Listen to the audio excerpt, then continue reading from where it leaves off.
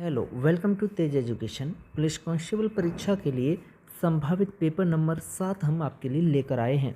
आपको हमारी प्रत्येक क्लास का पीडीएफ वीडियो के नीचे डिस्क्रिप्शन में दी गई लिंक से मिल जाएगा। आप पीडीएफ साथियों डाउनलोड कर पाएंगे। जी हाँ, डाउनलोड करने की सुविधा हमने दी है। अब तक जितनी भी क्लासेस हुई हैं, हर क्लास का पीडीएफ आप डाउनलोड कर सकते हैं। चलिए तो शुरुआत करते हैं। सबसे पहला प्रश्न है कि निम्नलिखित में से कौन सा स्थल है जो कि बौद्धों के तीर्थ स्थलों में से एक नहीं है। तो आपको याद रखना है साथियों, बोध गया जो है ये बौद्ध धर्म का तीर्थ स्थल है। सारनाथ भी बौद्ध धर्म का तीर्थ स्थल है। साथ ही साथ कुशीनगर भी बौद्ध धर्म का तीर्थ स्थल है, लेकिन ग्वालियर जो है बौद्ध धर्म का तीर्थ स्थल नहीं है। तो विकल्प सी इसका सही जवाब हो जाएगा। क्लियर है। आगे देखिएगा, कुछ जानकारी आपको होना बेहद ज़रूरी है कि बौद्ध धर्म के संस्थापक कौन रहे। बौद्ध धर्म के संस्थापक हैं गौतम बुद्ध और इनका जन्म 563 ईसा पूर्व में लुम्बिनी नामक स्थान पर हुआ था। कहाँ पर हुआ था भाई? लुम्बिनी नामक स्थान पर 563 ईसा पूर्व। अगला प्रश्न है कि फॉसिल पार्क मध्य प्रदेश के कौन से जिले में मौजूद है? बहुत अच्छा प्रश्न है। तो याद रखिएगा, फॉसिल पार्क जो है साथियों ये मौजूद है आपका कहाँ पर भाई? दिए गए विकल्पों के अनुसार भाई मंडला, ठीक है। और ज़्यादातर इसका भाग कहाँ पर है भाई? डिंडोरी में। कहाँ पर है? डिंडोरी में। कुछ हिस्सा इसका मंडला में भी पड़ता है। ये बहुत अच्छे से आप याद रखिएगा। क्लियर है। आगे बढ़ते हैं। अगला प्रश्न है भाई, कब औरंगजेब की मृत्यु के बाद भारत के विभिन्न हिस्सों में मुगल प्रशासकों के तहत कई क्षेत्रीय साम्राज्य सत्ता में आए? इसका सही जवाब भाई 1707 में औरंगजेब की मृत्यु हुई थी। उसके बाद भारत के विभिन्न हिस्सों में मुगल प्रशासकों के तहत कई क्षेत्रीय साम्राज्य सत्ता में आ गए थे।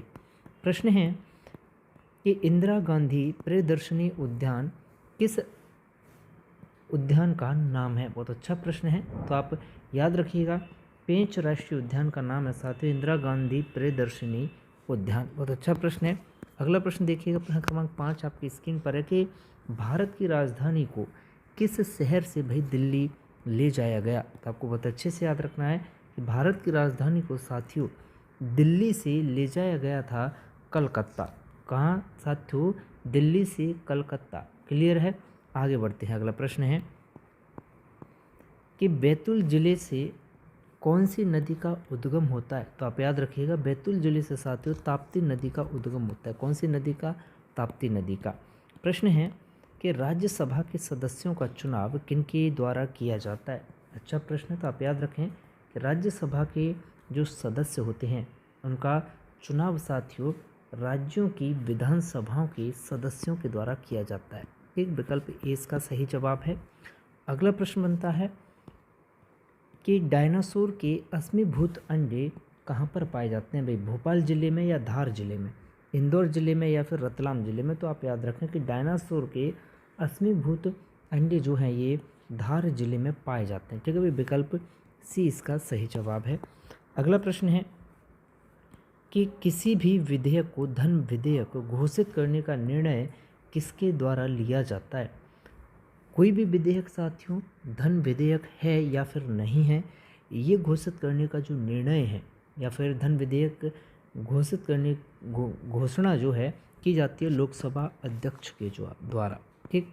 अगला प्रश्न है कि मांडू निम्नलिखित में से किससे संबंधित है? तो आप याद रखिएगा, मांडू संबंधित है रानी रूपमती से। ठीक है भाई। और मांडू कौन से जिले में है साथियों? तो आप याद रखिएगा ये धार जिले में है। ठीक है। और मांडू को और क्या कहते हैं? तो आप याद रखिएगा, मांडू को साथियों सिटी ऑफ जॉय कहते हैं। क्या कहते हैं? City of joy. Rani Roopmati क्या साथियों? रानी रूपमती और बाज बहादुर की अमर प्रेम कहानी का साक्षी है साथियों मांडू। ठीक है। अगला प्रश्न है कि एक पूर्णिमा से दूसरी पूर्णिमा के बीच की समय अवधि कितनी होती है? तो आप याद रखें, एक पूर्णिमा से दूसरी पूर्णिमा के बीच की जो समय अवधि रहती है यह 29 दिन से थोड़ी अधिक रहती है। कितने दिन से भाई? 29 दिन से थोड़ी अधिक रहती है। अगला प्रश्न है प्रश्न क्रमांक 12 आपकी स्क्रीन पर कि मध्य प्रदेश में देश के पहले रेडियो आज़ाद हिंद का शुभारंभ भाई किस तिथि को किया गया था? बहुत अच्छा प्रश्न है। तो रेडियो आज़ाद हिंद का जो शुभारंभ है ये 25 मार्च 2012 को किया था। कब भाई? 25 मार्च 2012। अगला प्रश्न कि इनमें से किस झील का निर्माण दक्कन की बेसाल्टिक चट्टानों पर बड़े उल्कापिंडों के गिरने से हुआ है? तो आप याद रखिएगा ये झील है साथियों लोनार झील, ठीक है, जिसका निर्माण बेसाल्टिक चट्टानों पर बड़े बड़े उल्कापिंडों के गिरने से हुआ है। ठीक है, आगे बढ़ते हैं।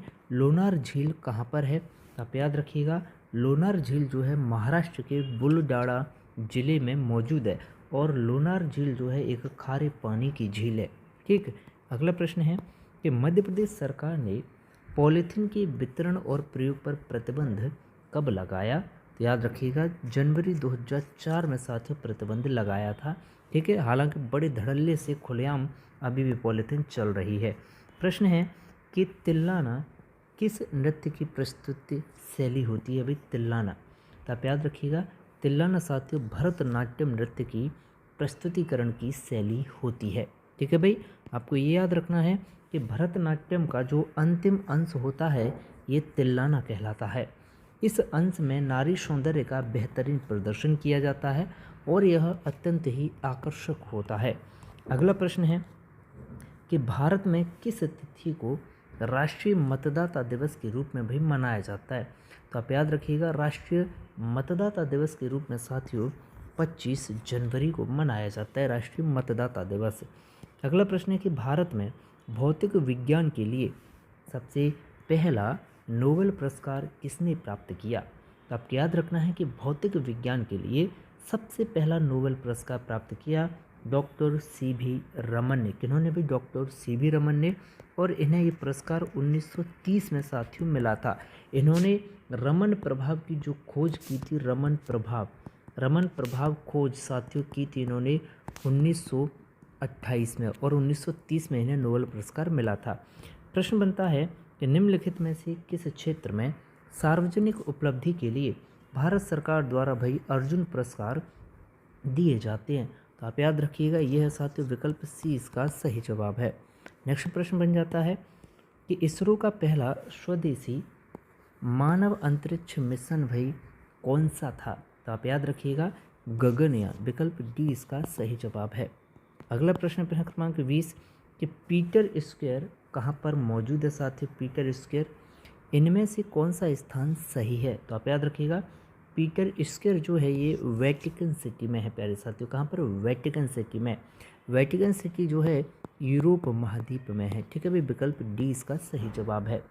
और ये विश्व का सबसे छोटा देश भी है साथियों वेटिकन सिटी।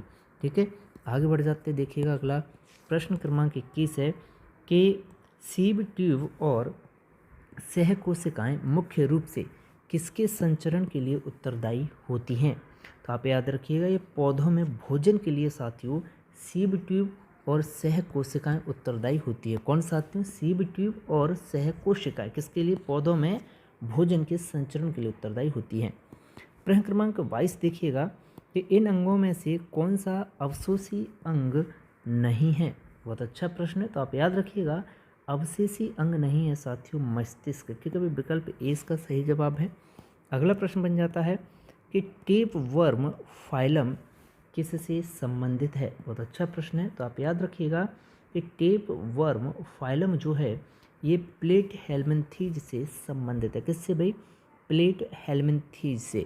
नेक्स्ट प्रश्न बन जाता है कि निम्नलिखित में से कौन सहजीवी संबंध को दर्शाता है? तो आप याद रखिएगा काई जो होता है ना साथियों ये सहजीवी संबंध को दर्शाता है काई। ठीक है, चलिए आगे बढ़ते हैं भाई। प्रश्न क्रमांक 25 है आपकी स्क्रीन पर कि ऊर्जा उत्पादन के दौरान ग्लूकोज का पायरुवेट में विघटन कहाँ पर होता है भाई? तो ग्लूकोज का पायरुवेट में जो विघटन होता है ना ये कोशिका द्रव्य में होता है, इतना आप याद रखिएगा। आपको ये भी बहुत अच्छे से याद रखना है कि साथियों कवक तथा शैवालों का संबंध भी कैसा साथियों सहजीवी होता है।